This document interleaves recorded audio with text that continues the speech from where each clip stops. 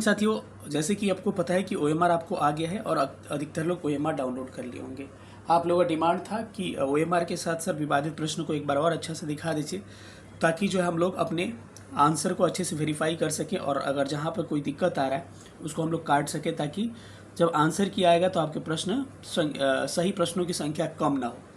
तो इस वाले विवादित जो मैं सेशन बना रहा हूँ, इससे अगर अपना हर चीज़ मिला लीजिएगा और उसके बाद काट लीजिएगा, तो जो भी आंसर किया आएगा उससे बहुत ही या तो बढ़ जाएगा नंबर या फिर घटेगा ना के बराबर। ठीक है, तो एक बार सेशन को हम लोग स्टार्ट करते हैं और आगे कुछ प्रश्न को मैं पहले ही डिस्कस कर रहा हूँ। इन प्रश्न का उत्तर अगर आगे के वीडियोस में आएंगे तो उसको इग्नोर करिएगा, ये अपडेटेड अभी मैं बता रहा हूँ। ठीक है, तो चलिए हम लोग सेशन को स्टार्ट करते हैं। जो लोग नए होंगे चैनल को सब्सक्राइब करिएगा, पुराने लोग अधिक से अधिक वीडियो को शेयर करिएगा। और कुछ प्रश्न है, पहले मैं उसका आंसर बताने की कोशिश कर रहा हूँ, उसके बाद से हम लोग आगे चलेंगे।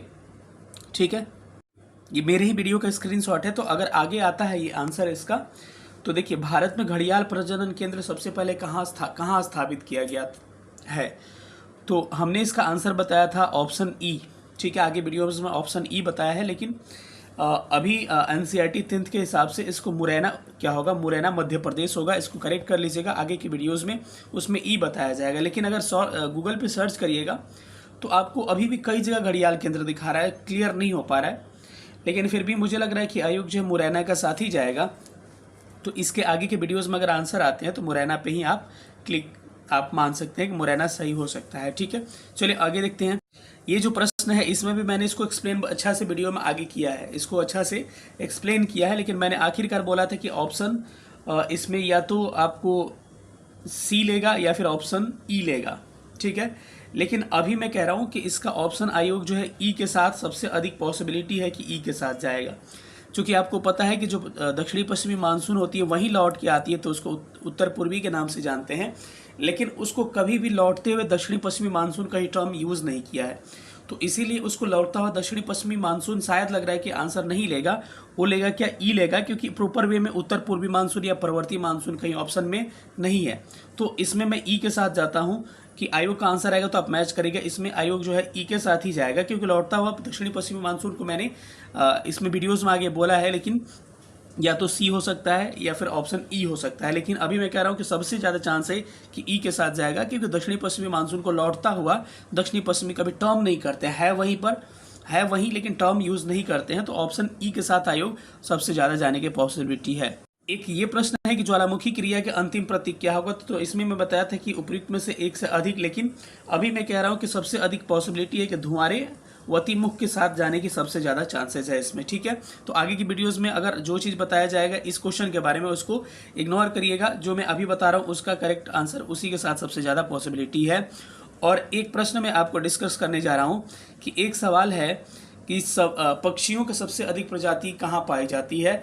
तो उसमें चीड़ और क्या है, झाड़ के जंगल है। तो मैंने झाड़ बताया, लेकिन झाड़ भी कहीं कहीं आ रहा है सामने, लेकिन सबसे अधिक पॉसिबिलिटी उसमें चीड़ के जंगल की संभावना सबसे ज़्यादा है।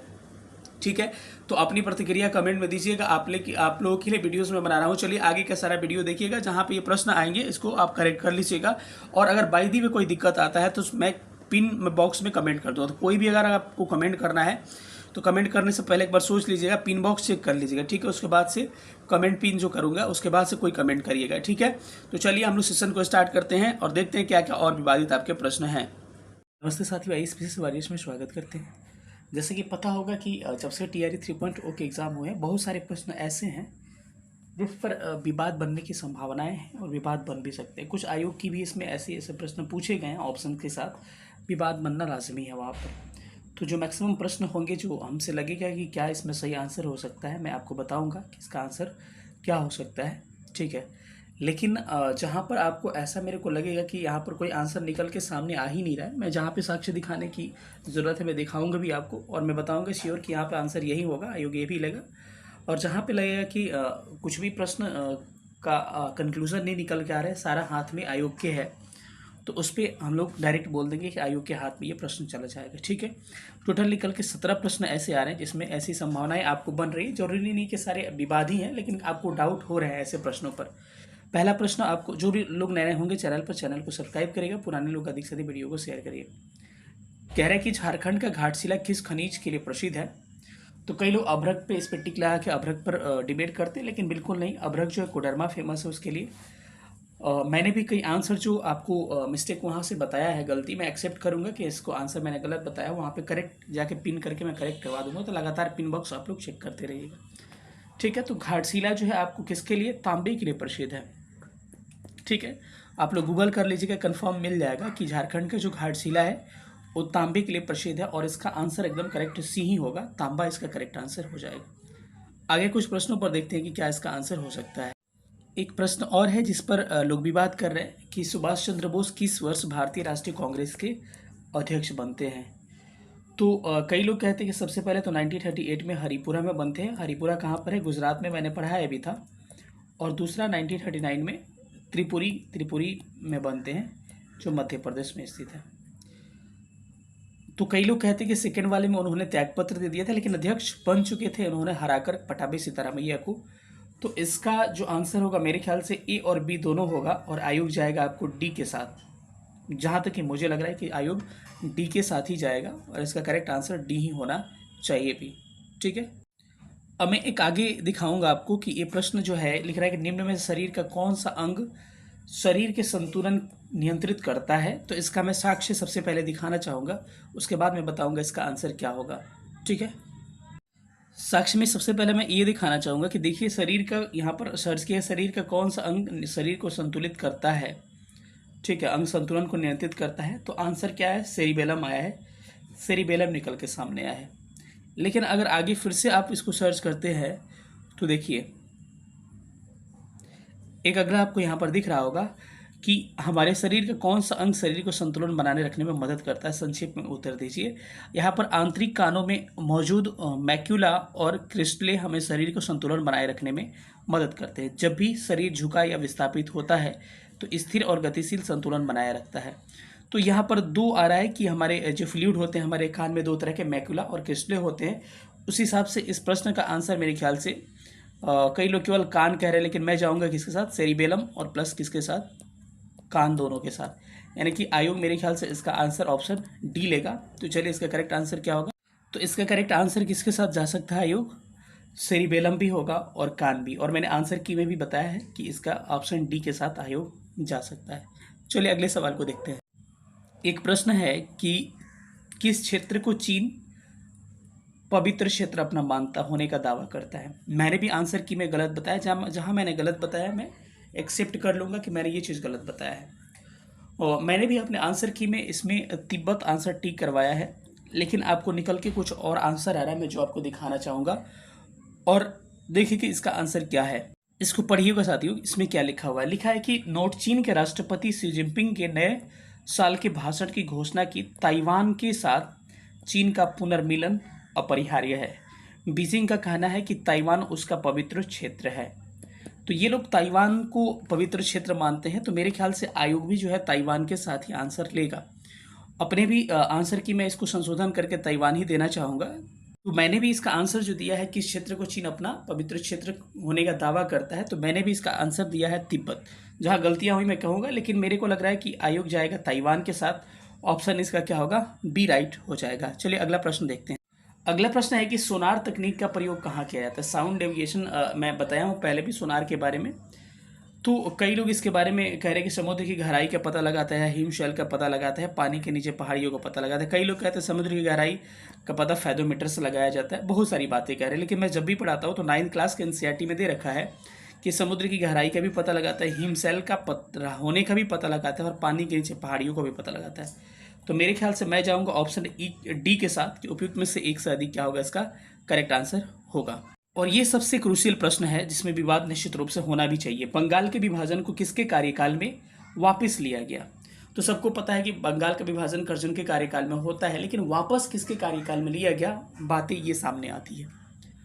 ऐसे देखा जाए तो दो हार्डिंग आते हैं। एक हार्डिंग फर्स्ट आता है 13 से लेकर 23 तक 1800, और एक हार्डिंग सेकंड आता है जो 1911 से लेकर 1916 तक कार्यकाल इसका रहता है। लेकिन जनरली हार्डिंग सेकंड को हम लोग लॉर्ड हार्डिंग के नाम से ही जानते हैं। तो अगर पहले के प्रश्न का आपको देखा जाए, जब आयोग प्रश्न पूछा या फिर कई जगह आपको ये प्रश्न पूछे गए, उसमें ऑप्शन 4 ही रहता है, तो वहाँ पर इसको आंसर लिया है लॉर्ड हार्डिंग लिया है। ठीक है, मैं आपको कुछ दिखाना चाहूँगा कि वहाँ पर लॉर्ड हार्डिंग ही आंसर लिया है, लेकिन आज तक ये प्रश्न ऑप्शन ई में नहीं पूछा जा रहा है। तो अब मैं 50-50 के साथ में जाता हूँ, 50-50% के साथ जाता हूँ। या तो आयोग इसका ऑप्शन ई लेगा लॉर्ड हार्डिंग द्वितीय के लिए, या फिर आपको बी लेगा। तो इसमें मैं 50-50 मान के चलता हूँ, क्योंकि आज तक ये प्रश्न पूछा गया है तो 4 ऑप्शन में ही पूछा गया, उसमें हार्डिंग ऑप्शन में रहता है। तो आप इस प्रश्न को आप लोग सस्पेंस में लेके चल सकते हैं। मैं इसका साक्ष्य दिखा रहा हूँ।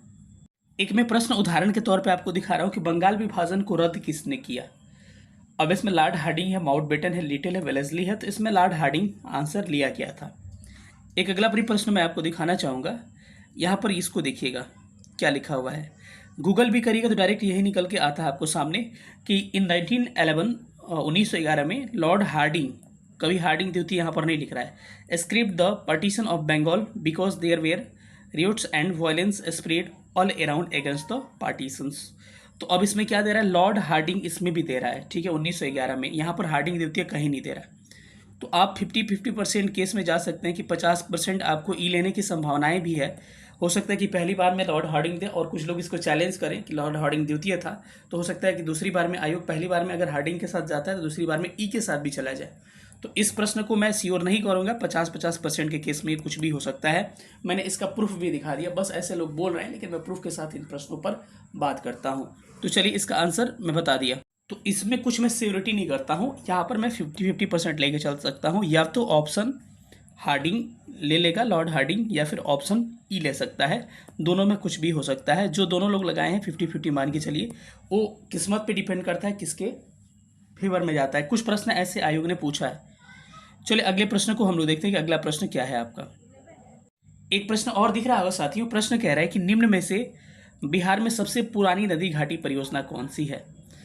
तो ऐसे जनरली बुक में दिया जाता है कि बिहार की सबसे पुरानी नदी घाटी परियोजना 1875 में बनी, लेकिन SCRT किताब में पढ़ेगा तो 1874 दिया गया है, सोन। ठीक है, तो दामोदर इसमें कहीं नहीं होगा, आपको मैं दिखा दे रहा हूँ। ठीक है, जहाँ साथियों विवाद करने का कोई सवाल ही नहीं है, वहाँ पर फालतू विवाद करने से कोई फायदा नहीं कि आप दामोदर के साथ लड़ रहे हो, ऐसा कुछ होने वाला नहीं है। लेकिन सोन नदी घाटी परियोजना बिहार के सबसे प्राचीन परियोजनाओं के साथ यहाँ की पहली परियोजना है।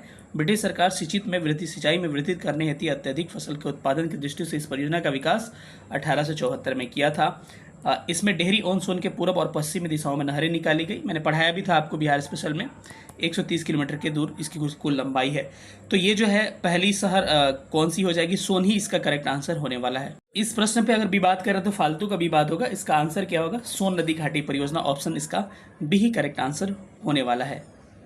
एक अगला प्रश्न है कि पर्वतीय क्षेत्रों में पक्षियों के अधिकाधिक प्रजातियां जो है किस जंगल में निवास करती है। तो इसका झाड़ियों के जंगल ही इसका ऑप्शन बी करेक्ट होगा। इसमें कोई विवाद की बात नहीं है। फिर अगला एक प्रश्न है कि किन देशों की अंतरिक्ष एजेंसियों ने निजी कंपनियों को अंतर्राष्ट्रीय अंतरिक्ष स्टेशन के दौरान आयोजित करने की अनुमति दी है। तो इसका आंसर होगा आपका तुर्की, स्वीडन, इटली ही क्या होगा इसका करेक्ट आंसर। ऑप्शन ए ही इसका होगा। 100% मैं बोल रहा हूँ आपको, ठीक है, कि ऑप्शन इसका तुर्की, स्वीडन।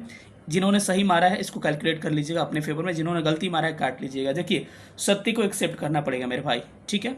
एक अगला प्रश्न आपको दिख रहा होगा कि कहा है कांग्रेस सोशलिस्ट पार्टी की स्थापना किस वर्ष की गई थी।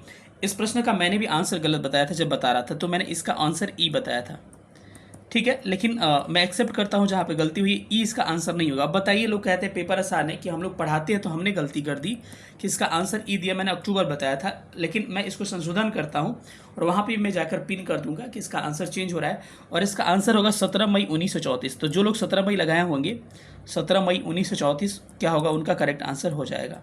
इसका मैं साक्ष्य भी दिखा देता हूं कि जिन्होंने ऑप्शन ए लगाया होगा करेक्ट आंसर इसका होने वाला है। यहाँ पर आप देख सकते हैं कि 17 मई 1934 को पटना में एक बैठक बुलाई गई जिसमें बिहार सोशलिस्ट पार्टी की स्थापना की जाती है, जिसमें बिहार कांग्रेस सोशलिस्ट पार्टी की स्थापना, गांधीवादी विचारधारा। तो सोशलिस्ट पार्टी या फिर कांग्रेस सोशलिस्ट पार्टी की स्थापना आपको मिनिमम मसानो, बिहार सोशलिस्ट पार्टी नहीं होगा, कांग्रेस सोशलिस्ट पार्टी होगा।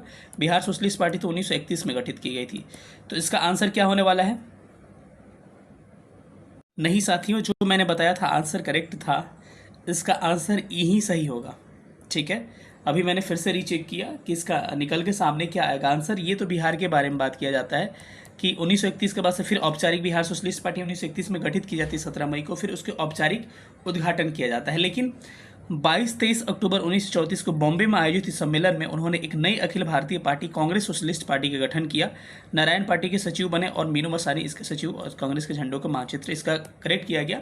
और अभी मैं आपको एक और दिखाना चाहूँगा प्रूफ। तो जो मैंने आंसर बताया था साथियों सही था। देखिए 22-23 अक्टूबर, क्योंकि मैंने एक बार सर्च किया था, मुझे याद था। बॉम्बे में आयोजित इस सम्मेलन में उन्होंने एक नई Akhil Bharatiya party Congress socialist party का गठन किया।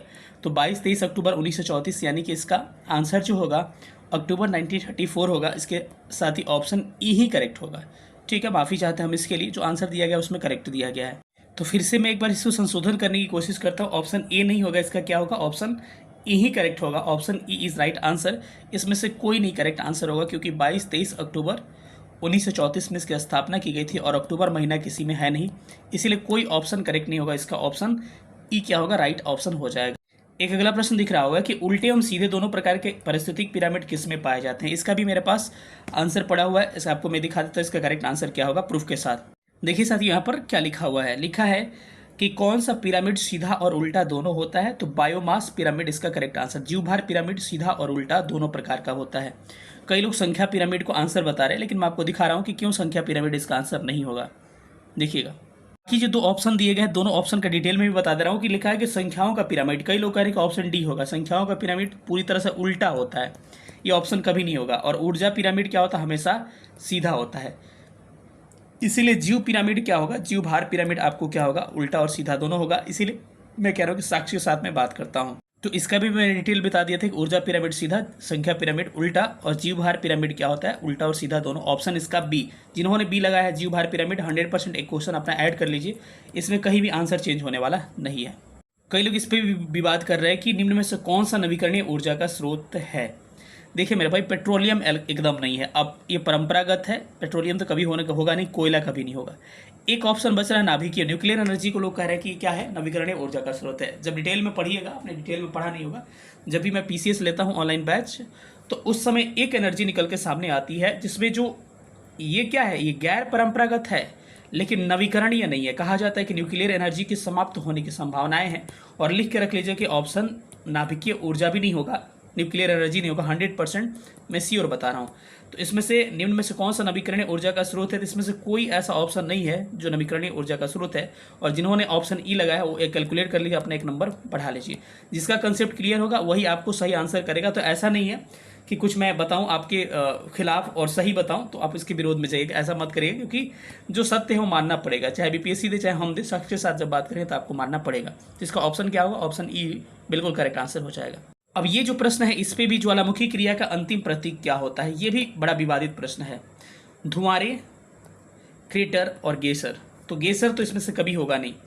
अब बचा धुआंरे और क्रेटर। अब मैं फिर से आयोग के पास चलता हूँ कि 50-50 आयोग के पास ये आंसर चला जाएगा। क्योंकि कहा जाता है कि जो ज्वालामुखी निकलती है तो इसका जब मुंह बनता है निकलते समय, उसको क्या कहते हैं, क्रेटर कहा जाता है। और बाहर जो धुआं निकलता है उसको हम धुआंरे यानी वाती मुख कहते हैं, ऐसे। ठीक है, तो क्रेटर ये बनता है, उसी के साथ धुआं भी निकलता है। तो वैसे अगर कहा जाए कि अंतिम प्रतीक पूछा है तो या तो ऑप्शन ई के डी के साथ जाएगा आयोग, उपयुक्त में से एक से अधिक, या फिर क्रेटर या धुआंरे के साथ जा सकता है। संभावना है क्रेटर के साथ जाए, लेकिन मैं अभी जा रहा हूँ ऑप्शन डी के साथ कि ऑप्शन कुछ भी हो सकता है। लेकिन इसमें आप लोग 50-50 मान के चलिएगा कि 50-50 इसकी संभावनाएं अभी भी बनी गई। तो ये प्रश्न को काट ही लीजिएगा अपने में से, ये आयोग पे डिपेंड है। जब आएगा आंसर की तो इसको एक बार करेक्ट कर लीजिएगा। अभी बिना मतलब का इसमें विवाद लोग कर रहे हैं, कई इंस्टीट्यूट वाले गलत बताए थे, तो अब किसी तरह उसको कवर करने की कोशिश कर रहे हैं आप। ठीक है, दिल्ली के लाल किले मुकदमे में आज़ाद हिंद फौज की प्रसिद्ध मुकदमा कब हुआ था, तो कई लोग गलती बताए थे, अपने नोट्स में भी गलती लिखवाए थे, तो उसको कवर करने की कोशिश कर रहे हैं। ऐसा कुछ नहीं है। एक से लेकर 12 नवंबर 1945 तक आज़ाद हिंद फौज सप्ताह मनाया गया। तो 1945 इसका 101% करेक्ट आंसर होगा। जिन्होंने 1945 लगाया होगा इसमें कोई डाउट नहीं, एक नंबर अपना ऐड कर लीजिएगा। ठीक है, ये भी प्रश्न बड़ा खतरनाक प्रश्न पूछा गया है। देखिए पूरा आयोग पे डिपेंड करता है इसका आंसर क्या लेगा। शीत ऋतु में जो तमिलनाडु के तटों पर वर्षा होती है, मैंने भी पढ़ाया था आपको कि तमिलनाडु के तट पर एक वर्षा होती है और उड़ीसा के तट पर, और एक इधर वर्षा होती है उत्तर पश्चिमी भागों में। तो ये तो श्योर है कि पश्चिमी विक्षोभ में वर्षा होती है आपको ठंडी के दिनों में, जम्मू कश्मीर पंजाब में, तो वो पश्चिमी विक्षोभ से होती है। और दक्षिण पश्चिम मानसून कभी होगा नहीं, क्योंकि ये जो जाती है पहली बार मानसून, और भारत में सबसे जो अधिक वर्षा होती है मैंने पढ़ाया था आपको, उसको दक्षिणी पश्चिमी मानसून कहते हैं। लेकिन अब बात ये हो जाए लौटता हुआ मानसून। अरे भाई एक चीज़ अगर गौर करिएगा, यहाँ पे मैं क्लियर आपको करना चाह रहा हूँ कि जो मानसून जाती है ना यही लौटती है। मेरी बात समझ रहे हो मैं कहना क्या चाह रहा हूँ? जो मानसून जाती है दक्षिणी पश्चिमी, यही जब लौट के आती है ना तो इसका डायरेक्शन क्या बन जाता है? उत्तर पूर्व डायरेक्शन बन जाता है। देखिए ना किधर से आ रही है, उत्तर और पूर्व से आ रही है। तो इसको उत्तर पूर्वी मानसून भी कहते हैं, चूंकि लौटता है इसीलिए लौटता हुआ मानसून या प्रवर्ती मानसून भी कहते हैं। तो अब डिपेंड ये करता है कि दक्षिणी पश्चिमी जो मानसून है वो लौटता है वो भी वही है, उत्तर पूर्वी मानसून ही है जो ये इस पे वर्षा कराती है। तो उस हिसाब से अगर देखिएगा तो उस हिसाब से इसका करेक्ट आंसर क्या हो जाएगा? तो ऑप्शन क्या हो जाएगा? सी करेक्ट हो जाएगा। लेकिन अगर एग्जैक्ट उसका नाम देखा जाए तो उसका नाम दक्षिण पश्चिमी लौटता हुआ नहीं कभी दिया जाता है। उसको हम लोग क्या कहते हैं? या तो लौटता हुआ मानसून कहते हैं या फिर उत्तर पूर्वी मानसून कहते हैं। तो अब आयोग जो है लौटता हुआ दक्षिण पश्चिमी मानसून के साथ जाता है कि ऑप्शन ई के साथ जाता है, ये टोटली 100% आयोग पे डिपेंड करता है। तो इस प्रश्न में भी मैं 50-50 आपको चांस देना चाहूँगा कि 50-50 आप केस में चले जाइए और इस क्वेश्चन को अभी काट लीजिए तब तक आंसर नहीं आ रहा है, क्योंकि यहाँ पर कुछ निकल ही नहीं रहा है, क्योंकि जो दक्षिण पश्चिमी जाता है वही लौट के आता है। मैं कंसेप्ट के साथ हर चीज़ें बता रहा हूँ। तो जो जाएगा वही लौट के आएगा, तो वही लौटता है उसको दक्षिण लौटता हुआ दक्षिण पश्चिमी मानसून कहते हैं, या उपयुक्त में से कोई नहीं। तो इसमें जो भी होगा आयोग के आंसर की पे ही डिपेंड करेगा कि आंसर क्या ले रहा है। इसमें भी कई लोग बवाल कर रहे हैं कि ब्राह्मण समाज प्रभावित, मुख्यतः देखिए दोनों नहीं होगा, मुख्यतः शहरी शिक्षित वर्ग ही इसका करेक्ट आंसर होने वाला है। ठीक है, तो इसका ऑप्शन ए करेक्ट होगा, इसमें विवाद नहीं होना चाहिए। इसमें भी लोग विवाद करें कि निम्न में से कौन सा एक भूकंप का गंभीर और विध्वंसकारी क्या है रूप है? तो ये भी करेक्ट मैं बताया था, भ्रंश मूलक ही आंसर होगा, ऑप्शन बी ही आयोग लेगा। जिन्होंने इस प्रश्न को 100% लगाया है एक नंबर ऐड कर लीजिएगा, इसमें घटाने वाली कोई बात नहीं, श्योर है प्रश्न ये सब। ठीक है, जहां डाउट लग रहा है मैं क्लियर कट बता दूंगा, फंसाने वाली बात ही मैं नहीं करता हूँ। ठीक है, मुझे लग रहा है कि 17 प्रश्नों पर हमने बात किया कि 17 प्रश्न आपको डाउटफुल प्रश्न है, जिसमें से मैंने लगभग 14 प्रश्नों को क्लियर किया और 3 प्रश्नों को आयोग पे झोली में डाल दिया। इसमें क्या आंसर इसका होगा? ठीक है, तो जो लोग बनाए होंगे ज़बरदस्ती इसका आंसर सही करने की कोशिश मत करिएगा, क्योंकि मैंने जो बताया है आपको करेक्ट आंसर ही बताया है, तो वही होगा। आपसे मुझे कोई दुश्मनी नहीं है या फिर आपसे दोस्ती नहीं कि आपको गलत बता के मैं खुश करूँगा और सही बता के आपको क्या करूँगा, आपको नाराज़ करूँगा। तो ऐसा कुछ नहीं है, जो सही है सत्य को एक्सेप्ट करना पड़ेगा, चाहे आज एक्सेप्ट करिए चाहे आयोग का आंसर कीजिए बाद एक्सेप्ट करिए। ठीक है, अपना भी प्रतिक्रिया आप दे सकते हैं। फिर मिलेंगे अगले वीडियो में और बताइएगा सेशन कैसा लगा, और बहुत मेहनत करना पड़ा था इस वीडियो पे सारे क्वेश्चन को कलेक्ट करने में। मिलेंगे अगले वीडियो में, तब तक अपना ख्याल रखिएगा। सेशन देखने थैंक यू सो मच, जय हिंद। नमस्ते साथियों, आईएएस पीसी वारिस में स्वागत करते हैं। जैसे कि कुछ प्रश्न ऐसे हैं जो बीपीएससी आयोग द्वारा पूछे गए हैं टीआरई 3.0 में, या तो वो प्रश्न विवादित हो सकते हैं या फिर वो प्रश्न जो है संदेहास्पद है बच्चों में, कि बच्चे कंफ्यूज हैं कि इसका आंसर क्या होगा। तो मैं कोशिश किया हूँ कि कुछ प्रश्नों के आपके एनसीईआरटी एससीईआरटी बेस्ड कुछ चीज़ें आपको दिखाऊंगा, जिससे कुछ साक्षी मिले, क्योंकि हर बात एनसीईआरटी में नहीं मिल पाती है। कोई आयोग प्रश्न पूछा जाता है इसीलिए आदमी गूगल का सहारा लेता है, क्योंकि कोई आयोग अगर प्रश्न पूछता है तो वो उस आयोग का रेफरेंस लेके ये आयोग आंसर देता है। तो अब किसी आयोग में आंसर कुछ और माना गया है, कभी कभी हो जाता अंतर, लेकिन इसीलिए गूगल का सहारा आदमी लेता है कि अगर ये प्रश्न पूछा गया जिसका आंसर जो लिया गया मैक्सिमम चांसेस रहते हैं कि वही इसका आंसर होगा। चलिए आज जितने प्रश्न हैं सबको हम लोग ध्यान से देखेंगे। सबसे पहले शुरू करते हैं कुछ प्रश्नों को, देखते हैं इसमें क्या क्या प्रश्न आएंगे। ये प्रश्न 6 to 8 में पूछा गया था कि भारत में पहली सूती कपड़ा मिल किस वर्ष स्थापित की गई थी। तो मैं आपको रेफरेंस दिखा रहा हूँ NCERT class 10th, NCERT class 12 का। तो एनसीईआरटी क्लास 12 में बस इतना लिखा है कि भारत में पहली बार 1854 में प्रथम सूती मिल कारखाना स्थापित किया गया था। और 10th क्लास में जाइएगा तो 1818 के फोर्ट ग्लास्टर का भी जिक्र करता है, जो कि असफल रहता है ये वाला। तो अब मैं आपको रेफरेंस दिखा रहा हूँ, पहले रेफरेंस देख लीजिए, उसके बाद से मैं इस पर बात करूँगा। ठीक है, अब जाकर देखिएगा 12th क्लास का एनसीईआरटी जाकर देखिएगा, जिसमें कि आपको चैप्टर नंबर मैं भी बता दे रहा हूँ, 8 नंबर चैप्टर है। सूती वस्त्र उद्योग में जाइएगा तो उसमें दे रखा है कि 1854 में पहली आधुनिक सूती मिल कारखाना मुंबई में स्थापित की गई थी। तो देखिए ये प्रश्न तब विवादित नहीं होता जब कह देता कि 1854 में भारत में पहली बार कपड़ा मिल कहाँ स्थापित किया गया था, या फिर ये कह देता कि मुंबई में भारत की पहली कपड़ा मिल कब स्थापित की गई थी, तो 1854 इज करेक्ट आंसर। लेकिन ये पूछ रहा है कि भारत की पहली सूती मिल कारखाना कहाँ पर कब स्थापित किया गया था, कब डेट में। तो याद रखिएगा कि इसमें 2 चीज़ें हुई थी, एक 1818 में जो कि कहाँ पर हुआ था, फोर्ट ग्लास्टर में। कहाँ पर भाई, फोर्ट ग्लास्टर में 1818 में हुआ था पहली बार, जो कि असफल रहा था। तो प्रश्न में सफल असफल की बात ही नहीं किया। अगर प्रश्न में पूछता कि भारत की पहली स्थापित सफल कपड़ा मिल कारखाना, तो डायरेक्ट आंसर आप क्या करते 1854, या फिर कहा था असफल तो 1854। लेकिन पहली बोला है जाइएगा 10वां क्लास का एनसीईआरटी, तो 1818 में बताया गया है कि असफल रहा था वो 1818 वाला। तो स्थापित पहली बार तो 1818 में ही की गई ना, भले असफल रहा ये, जाकर सफलता मुझे 1854 में मिली। तो मेरे ख्याल से आयोग का आंसर 1818 ही लेगा, जो भी है मेरे ख्याल से ऐसा लग रहा है। ठीक है, अब कहिएगा इसका एनसीईआरटी हर चीज़, तो जो मेरे इससे साक्ष्य मिला है मैं आपको दिखा रहा हूँ। ठीक है, तो उस हिसाब से इस प्रश्न का आंसर जो है ऑप्शन ए करेक्ट होना चाहिए। ठीक है, एक ये वाला प्रश्न है जो कह रहा है कि भारत में ज्वारीय एवं तरंग ऊर्जा के उत्पादन के लिए अनुकूलतम परिस्थितियां कहाँ पाई जाती है। तो एनसीईआरटी में खोल के आपको दिखा दे रहा हूँ, क्लास 12 का चैप्टर नंबर 7, मैं रेफरेंस भी देते जाता हूँ। और उसमें बस इतना कहा है कि भारत का जो पश्चिमी तटीय क्षेत्र है, पश्चिमी तटीय क्षेत्र, उसमें आपको ऊर्जा के अधिकतम ज्वारीय ऊर्जा के क्षेत्र पाए जाते हैं। मैं दिखा दे रहा हूँ कि क्या है। तो एनसीईआरटी में बस इतनी बातें लिखी गई है कि भारत के पश्चिमी तट पर वृहत ज्वारीय ऊर्जा के उत्पन्न होने की संभावनाएं हैं। तो पश्चिमी तट में कक्ष भी हो गया, पश्चिमी तट में खंभात भी हो गया। ठीक है, अब कई लोग गूगल कर रहे हैं तो उनको निकल के आ रहा है कैम्बे की खाड़ी। तो मैं क्लियर कर दूं कि खंभात और कैम्बे की खाड़ी एक ही होती है, लेकिन गवर्नमेंट का डाटा आया था तो सबसे ज़्यादा आपको ज्वारीय ऊर्जा में दिखाता हूँ कहाँ पे। तो सबसे पहले तो आपको ये देखना होगा कि ये प्रश्न ऑलरेडी पूछा जा चुका है, यूपीपीएससी सिविल सर्विसेज 2012 यूपीपीएससी में पूछा जा चुका है कि ज्वारीय ऊर्जा उत्पादन के निम्नलिखित में से कौन सा मुख्य क्षेत्र है, मुख्य कह रहा है या फिर सबसे ज़्यादा संभावना है। यहाँ पर बंगाल की खाड़ी, खंभात की खाड़ी, कैम्बे की खाड़ी और एक और कोई ऑप्शन 4 नंबर था। तो उस हिसाब से इसका एक्सप्लेनेशन क्या दिया गया था मैं बता रहा हूँ आपको। चारों ऑप्शन सेम थे जो आपके थे, बंगाल की खाड़ी, मन्नार की खाड़ी, खंभात की खाड़ी, कच्छ की खाड़ी, और आपके ऑप्शन यही मिले गए हैं। और जो आयोग आंसर लिया मैं बता रहा हूँ आपको कि क्या आंसर। इसका करेक्ट आंसर लिया है खंभात की खाड़ी। अब कई लोगों को लगता है खंभात की खाड़ी, तो मेरे भाई पुराने नाम इसका कैम्बे की खाड़ी था, तो गूगल करिएगा तो आपको कैम्बे की खाड़ी निकल के आएगा सबसे ज़्यादा ज्वारीय ऊर्जा। तो कई लोग कह रहे हैं कि ऑप्शन ई, ऐसा नहीं है, कैम्बे की खाड़ी खंभात की खाड़ी होती है जहाँ पर ज्वारीय ऊर्जा का सबसे ज़्यादा संभावनाएं पाई जाती। सेम प्रश्न आपको यूपीपीसीएस में पूछा गया है। अब कहेगा सर एनसीईआरटी में जो पहले आयोग पूछा गया उसका आंसर वही होगा। भारत सरकार के अनुमानों के अनुसार देश में 8000 मेगावाट ज्वारीय ऊर्जा की क्षमता है, जिसमें गुजरात की खंभात की खाड़ी में लगभग 7000 मेगावाट अकेले गुजरात की खंभात की खाड़ी में, और कच्छ की खाड़ी में 12000 मेगावाट, यानी कि सबसे ज़्यादा खंभात की खाड़ी आंसर करेक्ट होगा, नो डाउट, 101% करेक्ट आंसर। एक ये प्रश्न था जो 6 to 8 में पूछा गया था। लिखा है प्रश्न में कि सड़क प्रकाश में उपयोग होने वाले बल्बों को जोड़ा जाता है किस क्रम में। तो इसमें श्रेणी क्रम में मैंने भी आंसर बताया था आपको, मैंने दिमाग लगा के कि एक साथ बंद करना बुझाना, लेकिन ऐसे मेरे डीप में गया तो इलेक्ट्रिकल विभाग में ये सवाल पूछा गया एक बार और सारे ऑप्शन यही थे। ठीक है, तो मैं आपको प्रश्न को भी दिखा दूँ। अब कैसे सर एनसीईआरटी खोल कर, अरे भाई मेरे एग्जाम्पल एनसीईआरटी में हर चीज़ नहीं मिलता है, जाकर खोल के देख लीजिएगा, एनसीईआरटी कोई खोल के भेज दीजिएगा मेरे पास जहाँ पे सवाल होगा, नहीं मिलता है। तो मैंने भी आपको श्रेणी क्रम बताया था इस फॉर्म में कि हो सकता है एक साथ बल्ब को जलाना होगा, मैं उसको सुधार करा दूंगा कि इसका आंसर चेंज कर रहा हूँ मैं।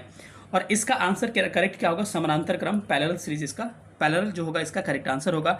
क्यों होगा मैं इसका प्रूफ बता रहा हूँ आपको। देखिए हूबहू प्रश्न पूछा जा चुका है कि सड़क प्रकाश व्यवस्था में सभी बल्बों को किस क्रम में जोड़ा जाता है, और ये West Bengal electrical department JEE 2 के एग्जाम में, ग्रेड 2 के लेवल के एग्जाम में 2016 में प्रश्न पूछा जा चुका है। कोई अंतर है तो क्या हो जाएगा, इसका करेक्ट आंसर लिया गया था समानांतर क्रम। मैं इसका आंसर आपको मैं दिखा दे रहा हूँ, देखिए यहाँ पर आंसर लिया है समानांतर क्रम इस करेक्ट आंसर। तो कई लोगों को लगता है कि आपसे मुझे दुश्मनी है, अरे मेरे भाई आपको मैं इसीलिए तो कह रहा हूँ कट ऑफ कम जाएगा। क्यों कम जाएगा, क्योंकि मैं कह रहा हूँ कि आपको जो आयोग के प्रश्न आएंगे ना, तो जितने आपकी गलत कई धारणाएं हैं, यहाँ से आपके प्रश्न कम भी हो सकते हैं, आंसर क्वेश्चन आंसर का सही होना का क्रम कम भी हो सकता है, क्योंकि मैंने सारा प्रूफ आपको दिखा दिया कि कहाँ पे क्या हो जा रहा है, सीधे समानांतर हो जा रहा है, श्रेणी हो जा रहा है, आप लोग अलग मान के बैठे थे इसका आंसर। ठीक है, चलिए अगला प्रश्न को देखते हैं। कई लोग इस प्रश्न में भी कंफ्यूज है कि हमारे शरीर में मलेरिया परजीवी का भंडार स्थल कहाँ है। तो हमारा जो शरीर है, देखिए मलेरिया जो होता है, मादा एनफ्लूएंजा मच्छर ये सब होता है, वो काटने से होता है, ठीक है, लेकिन उसको पहुंचाने का जो काम हमारा प्लीहा प्रभावित होता है, ठीक है, तिल्ली और प्लीहा प्रभावित होता है, लेकिन तिल्ली या प्लीहा से आपको क्या होता है, आपको वो चीज़ें संचरित नहीं होती है, भंडारण उसका नहीं होता है। इसका भंडारण कहाँ पे, लीवर में इसका भंडारण होता है। क्योंकि एक्चुअली क्या होता है, मैं इसका आंसर दिखा रहा हूँ कि एक मच्छर जो होता है जब काटता है आपको, तो क्या होता है आपके शरीर में इसका क्या चल जाता है, क्योंकि मच्छर के माध्यम से क्या जाता है, वो कीटाणु आपको क्या जाता है, परजीवी जाता है, प्रोटोजोआ जिसको कहते हैं, ये जाता है, ठीक है, जिसको एनाफिलिस कहते हैं। तो ये जाता है मच्छर के माध्यम से। ये जब मच्छर काटता है तो अपने इस डंक में इसको छोड़ता है आपके बॉडी में, और ये बॉडी में जाकर भंडारित कहाँ पे हो जाता है, यकृत यानी कि लीवर में भंडारित हो जाता है। तो इसका करेक्ट आंसर क्या होगा, यकृत लीवर, इसका क्या होगा करेक्ट आंसर होने वाला है। तो यहाँ पे आप देख पा रहे होंगे कि लिखा हुआ है कि एक बार मच्छर के अंदर परजीवी प्रजनन विकसित होता है और मच्छर की लार ग्रंथि में स्थानांतरित हो जाता है। जब मच्छर की किसी अन्य व्यक्ति को काटता है मच्छर, तो मच्छर की लार्स के साथ परजीवी इंजेक्ट हो जाता है दूसरे लोगों में, और नए संक्रमित व्यक्ति के अंदर परजीवी लीवर में चला जाता है और फिर से वहीं पर बढ़ता है, यानी कि भंडारित कहाँ हो जाता है? भंडारित आपके लीवर में ही हो जाता है। समझ में आ गया? तो मुझे लग रहा है कि आपकी ये सब डाउट्स आपके क्या हो गए, एकदम कन्फर्म हो गए। चलिए आगे बढ़ते हैं।